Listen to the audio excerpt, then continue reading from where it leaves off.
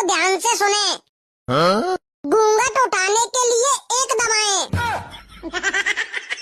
मेरी सास के जब बिचौलिया ने हमारी शादी कस्टमर केयर वाली से करा दी है का? नहीं। हमसे बात करने के लिए 2 दबाएं और मुंह दिखाई के लिए 3 दबाएं।